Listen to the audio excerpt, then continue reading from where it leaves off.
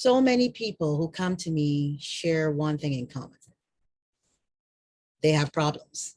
We all have problems. Some of us may have less problems than others, but nonetheless, we do have problems or issues that can result or translate into problems. Let's say that.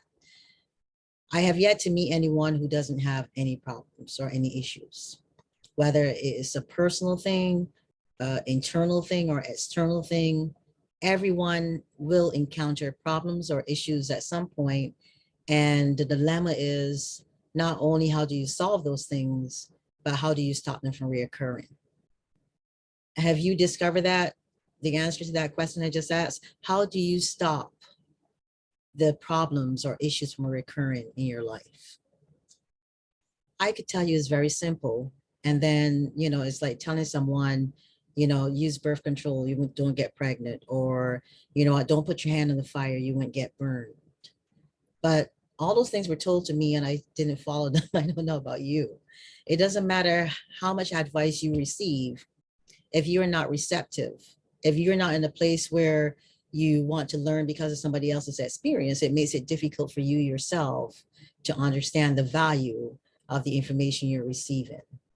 And that information is only valuable if you're in a place where you see the value. So let's talk about how do you get to the place where you don't have to deal with recurring problems or issues in your life. A lot of relationships, whether it's couples, married or otherwise, whether it's a relationship with you and your children, relationship with you and your friends, your relationship with you and your co-workers, all relationships will encounter some issue at some point. And it may not be something you cause. It could be something somebody else is having an issue with that results in an issue for you. And you know what I'm talking about. It's never about what's going on in your life. It's about other people's stuff and how other people's stuff can or will affect you. Today, I want to talk about becoming present. This is nothing new. I keep on saying this. There's nothing new under the sun. King Solomon said it in Ecclesiastes. And there's nothing new that I'm going to say. What I'm saying may be presented in a different way, and hopefully you get it, but there's nothing new under the sun. Everything is just a repeat. We are on repeat here. But in order to overcome your current problems or issues and not have them reoccur or continue to reoccur in your life and disrupt your flow or disrupt you from finding peace, you have to learn how to disengage. And the only way to disengage is to learn how to stay in the present, how to live in the present moment. And I know you've heard that. There are books that have been written by Eckhart Tolle, by Wayne Dwyer, by so many other proliferate mentors and people that have come through this realm. But why are we not getting it? Why are we still having difficulty living in the present?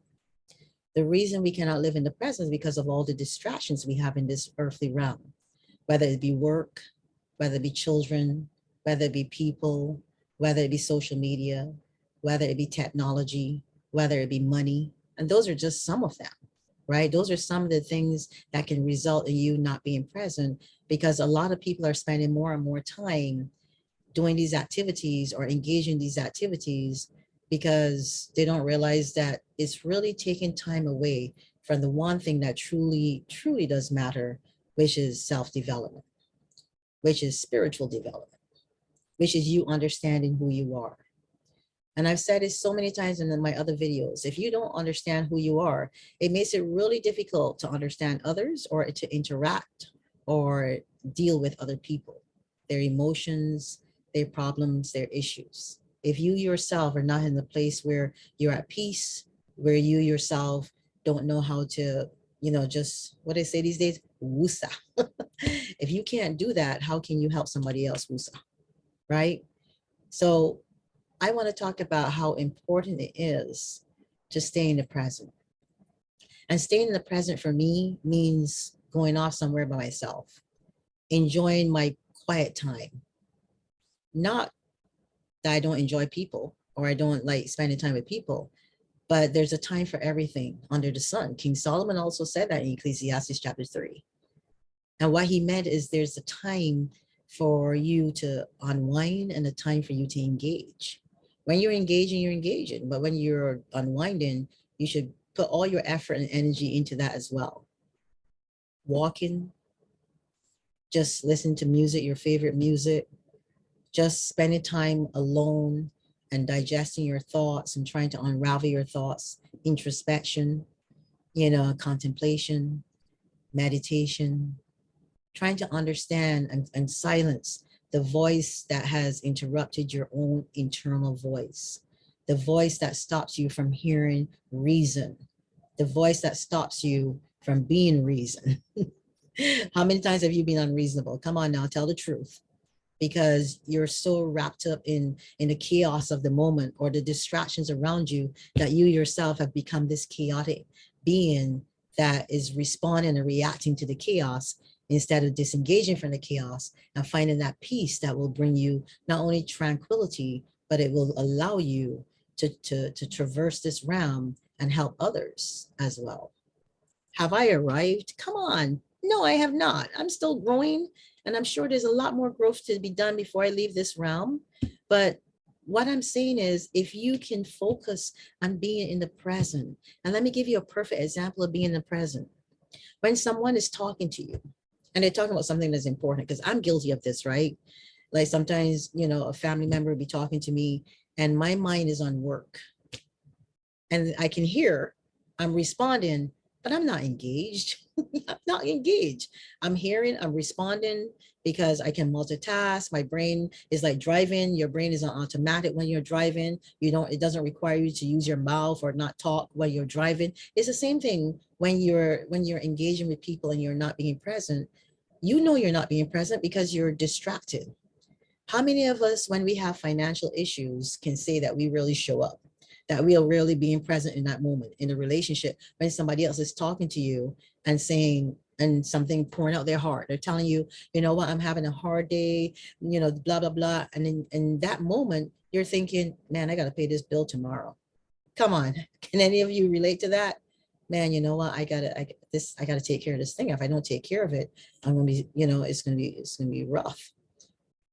So in order to be present, you need to recognize when you're not being present, acknowledge that you're not being present, and make a conscious decision or choice to be present in that moment.